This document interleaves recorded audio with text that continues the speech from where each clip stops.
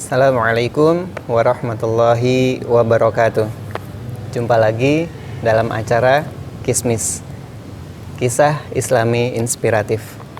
Kismis kali ini akan menayangkan sebuah kisah tentang sahabat Rasul, Khalifah keempat, Ali bin Abu Thalib.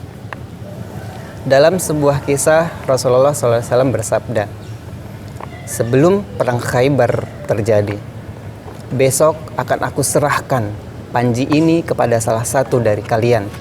Di tangannya lah Allah memberikan kemenangan kepada kaum muslim. Dia mencintai Allah dan Rasulnya, dan Rasul mencintainya. Ali bin Abu Thalib berduel dengan pimpinan Yahudi, Marhab al-Yahud, dan Ali bin Abu Thalib berhasil memenangkan pertempuran tersebut. Dalam frame puzzle yang kami mainkan ini ada salah satu fragmen kehidupan dari Ali bin Abu Thalib, yaitu kedermawanan beliau. Pada saat itu ada orang yang meminta kepada Ali bin Abu Thalib, namun Ali bin Abu Thalib ingin memuliakan orang tersebut, sehingga dia berkata, tuliskanlah apa yang kau minta di atas tanah. Aku tidak ingin melihat engkau seperti orang yang meminta-minta. Begitu mulianya Ali bin Abu Thalib. Sahabat Kismis, kisah Ali bin Abu Thalib, sang singa Khaybar. Selamat menyaksikan.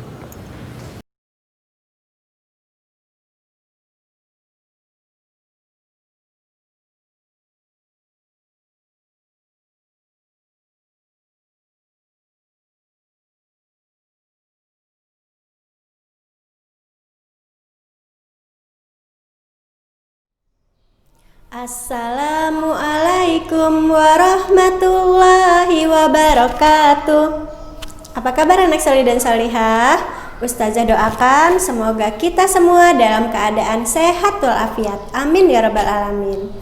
Baik anak solih dan solihah, perkenalkan nama Ustazah adalah Ustazah Fitri dari SDIT Permata Bunda 2. Anak solih dan solihah, hari ini Ustazah akan membawakan sebuah kisah tentang salah satu sahabat Nabi Muhammad SAW, dan dia juga merupakan Khulafaur Rasyidin yang keempat.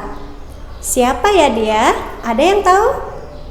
Benar sekali, dia adalah Ali bin Abu Thalib.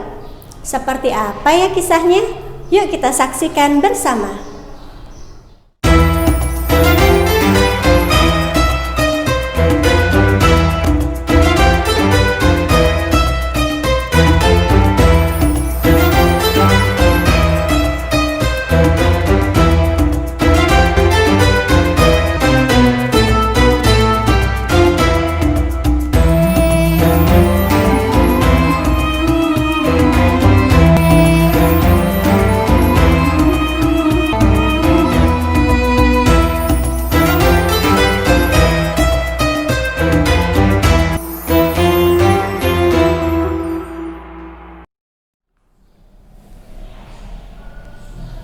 Jauh sebelum Islam datang, berkumpullah sebuah keluarga yang terhormat di masa itu, yaitu keluarga Bani Hashim, di mana Nabi besar Muhammad SAW termasuk salah satu dari keturunan Bani Hashim. Tapi saat itu Nabi Muhammad SAW belum menjadi seorang nabi. Keluarga Bani Hashim saat itu membahas sebuah permasalahan mengenai salah satu anggota keluarganya yang bernama Abu Thalib bin Abdul Muthalib, di mana usia Abu Thalib saat itu sudah semakin tua. Anak-anaknya pun ada banyak, ada 12 orang anak. Sedangkan hartanya semakin lama semakin berkurang. Akhirnya diambil sebuah kesimpulan bahwa keluarga Bani Hashim, beberapa anggota keluarganya akan mengambil anak angkat dari Abu Thalib. Di antaranya adalah Abbas bin Abdul Muthalib mengambil anak angkat Thalib bin Abu Thalib. Hamzah bin Abdul Muthalib mengambil anak angkat Ja'far bin Abu Thalib. Sedangkan Nabi Muhammad SAW mengambil anak angkat Ali bin Abu Thalib. Sungguh beruntung Ali bin Abu Thalib diambil anak angkat oleh Nabi besar Muhammad SAW. Ali bin Abu Thalib, dia berada di bawah bimbingan Nabi besar Muhammad SAW. Sehingga Ali bin Abu Thalib tidak pernah sekalipun menyembah kepada berhala. Dia juga tidak pernah foya-foya, tidak pernah hidup bermewah-mewah seperti pemuda lainnya.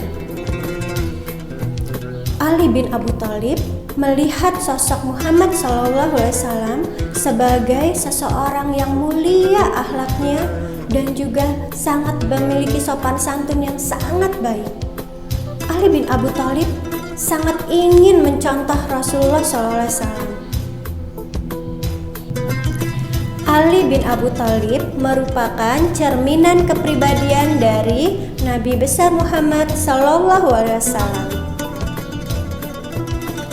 Di tengah kezaliman penduduk Mekah yang semakin menjadi-jadi, turunlah malaikat Jibril yang membawa risalah Islam kepada Nabi besar Muhammad SAW. Sehingga resmilah Nabi Muhammad SAW menjadi seorang nabi dan rasulnya Allah. Saat itu Rasulullah kemudian bergegas pulang ke rumah untuk menyampaikan Islam kepada istrinya Khadijah radhiyallahu anhu. Kemudian disusul oleh Ali. Ali dan Khadijah secara spontan menerima Islam menjadi agama mereka. Kemudian Rasulullah berkata kepada Ali untuk meminta izin terlebih dahulu kepada ayahnya Abu Thalib, karena saat itu usia Ali masih belum genap 6 tahun. Berarti masih TK ya. Masya Allah, ternyata Ali sudah memiliki pendirian yang kuat. Apa jawab Ali? Ali yang masih kecil itu berkata, "Ya Rasulullah, apakah Allah Subhanahu wa Ta'ala menanyakan kepada ayahku sebelum Dia menciptakan aku?" Masya Allah, ternyata itulah jawaban seorang anak kecil yang sudah memiliki jiwa yang besar, yang cerdas dan pandai. Sejak saat itu, Ali bin Abu Thalib selalu mengikuti Rasulullah SAW kemana saja, mengikuti gerak dan langkahnya. Seakan-akan seperti unta kecil yang ikut mengikuti induknya kemanapun induknya pergi.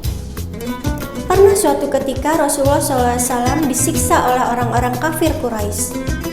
Ali dengan berlari, berteriak dan berkata, "Wahai Rasulullah, aku akan menolongmu." Padahal saat itu usia Ali masih kecil. Tentu dia tidak punya kekuatan untuk menolong Rasulullah. Tapi Ali tidak putus asa dan dia tetap berusaha untuk menolong Rasulullah.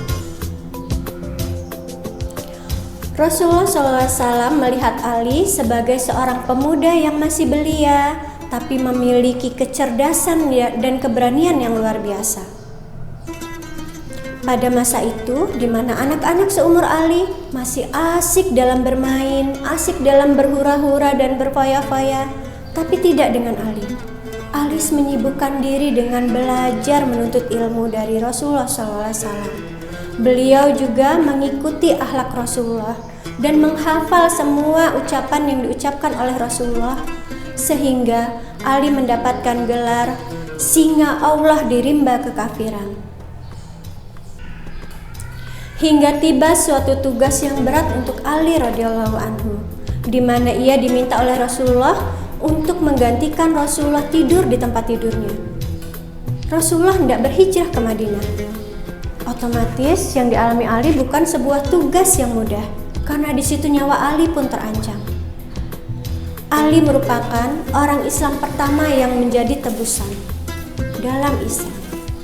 Pada saat Rasulullah SAW keluar dari rumah, ternyata orang-orang kafir itu sudah mengepung rumah Rasulullah, sehingga tidak ada satu celah pun untuk bisa keluar.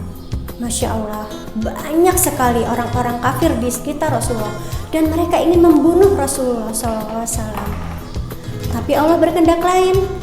Allah menidurkan semua orang-orang kafir tersebut, sehingga Rasulullah bisa keluar dari rumah tanpa ada yang terbangun. Bahkan Rasulullah pun sempat menaburi pasir di atas kepala mereka. Rasulullah SAW berpesan kepada Ali, "Wahai Ali, tidurlah di tempat tidurku. Pakailah selimutku yang hijau dan tutuplah seluruh badanmu. Dan percayalah, engkau tidak akan terluka sedikitpun." Ali yang saat itu masih belia, dia percaya kepada Allah dan Rasulnya. Dia percaya bahwa Allah tidak akan membuatnya celaka. Ali radhiyallahu anhu, dia tertidur dengan pulas, tidak ada rasa takut sedikit pun. Tiba-tiba para kaum kafir Quraisy itu masuk ke dalam rumah Rasulullah sambil menghunuskan pedang. Hampir-hampir Ali langsung dibunuh oleh mereka.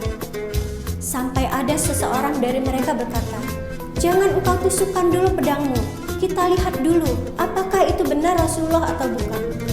Begitu dibuka, ternyata isinya adalah Ali bin Abi Thalib. Orang kafir Quraisy sangat marah sekali. Dia membentak Ali, "Wahai Ali, di mana kamu Muhammad?" Ali saat itu tidak takut sedikit pun. Dengan keberanian dan jiwa patriotismenya, dia tetap menyelamatkan Rasulullah SAW. Sikap beraninya Ali bin Abi Thalib dan juga patriotismenya berasal dari Rasulullah SAW. Dia percaya Allah dan Rasulnya akan menjaganya. Begitulah sebaiknya jiwa seorang mukmin. Tidak berapa lama kemudian, Ali bin Abi Thalib pun ikut hijrah ke Madinah, bertemu dengan Rasulullah SAW. Dan pada saat di Madinah, mereka mengalami beberapa peperangan yang dimulai oleh orang kafir Quraisy. Di antaranya adalah Perang Badar. Tradisi perang pada zaman dahulu, sebelum perang dimulai, maka akan diadakan duel dari dua kelompok yang bersengketa, yaitu kelompok Muslim mengutus Ali bin Abi Thalib dan kelompok kafir Quraisy mengutus Walid bin Utbah yang merupakan seorang pemuda dan komandan perang kota Mekah. Dari duel tersebut, peperangan dimenangkan oleh Ali bin Abi Thalib dengan terbunuhnya Walid bin Utbah. Saat itu, umat muslim melihat Ali bin Abi Thalib seperti singa yang berani dan piawai dalam menggunakan pedang dan tombak. Perang Khaybar. Pada perang Khaybar, Rasulullah SAW memberikan panji kepada Umar bin Khattab dan juga para sahabat lainnya. Tapi sayang, tidak ada satupun dari mereka yang berhasil menghancurkan benteng Khaybar. Kemudian Rasulullah SAW bersabda, "Besok aku akan menyerahkan panji perang kepada seorang pemuda yang dia sangat mencintai Allah dan Rasulnya, dan Allah dan Rasulnya pun sangat mencintainya." Saat itu semua sahabat sangat berharap merekalah orang yang dipilih oleh Rasulullah. Tapi ternyata yang mendapatkan kehormatan itu adalah Ali bin Abi Thalib. Berangkatlah Ali radhiyallahu anhu bersama dengan pasukannya menuju ke benteng Khaybar. Di benteng Khaybar itu banyak terdapat pintu-pintu yang besar dan kokoh.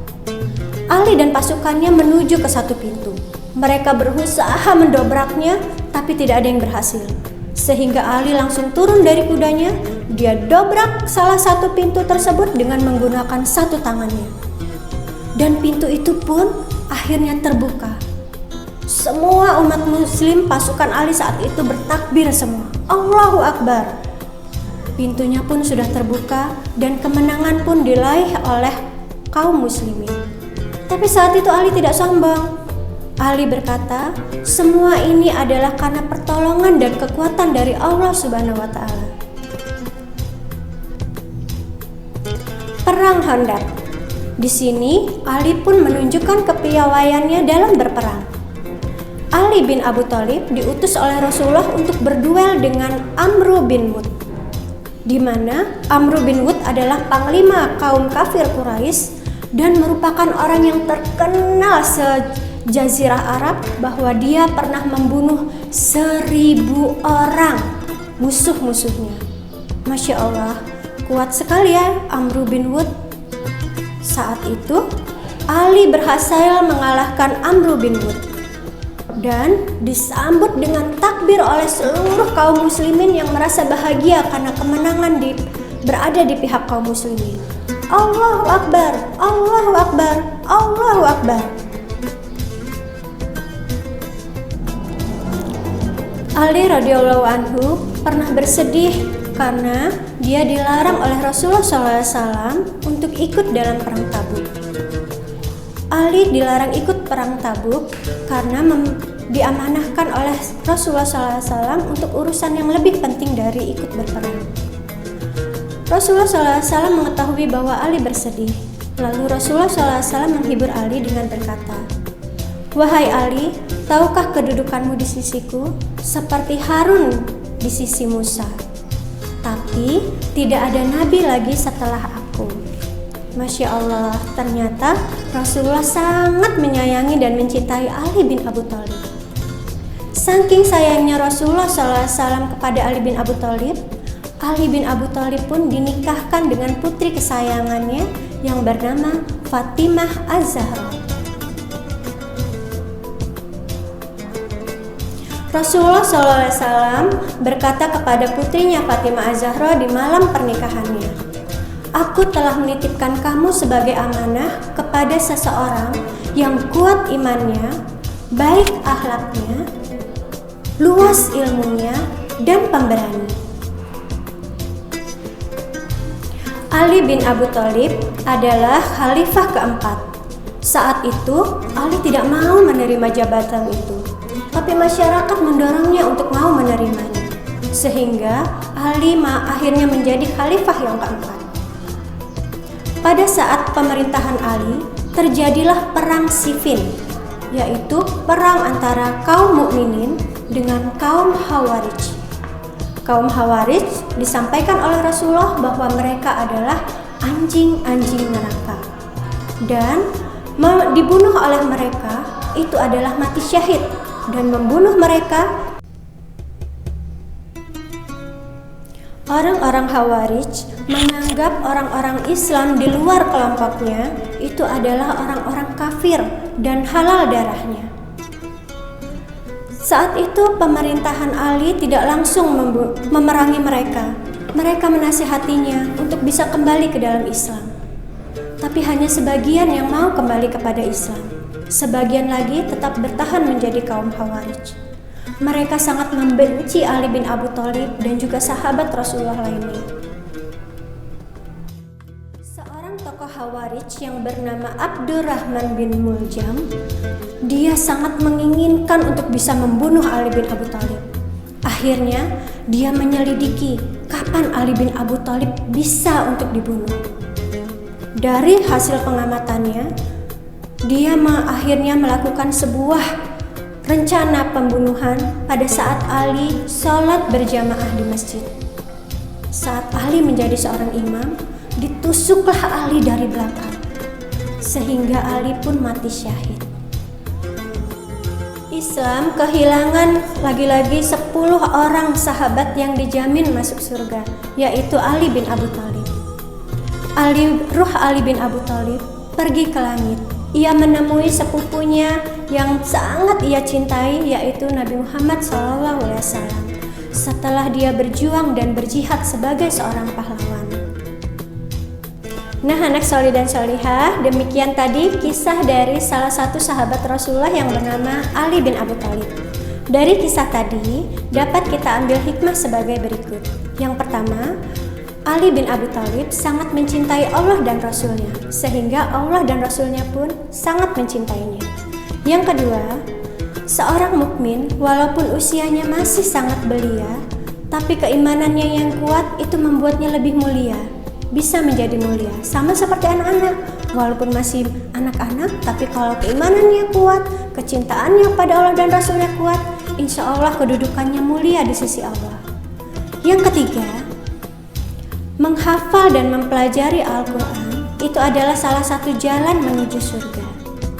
Yang keempat, Ali bin Abi Thalib termasuk satu dari 10 orang yang dijamin masuk surga.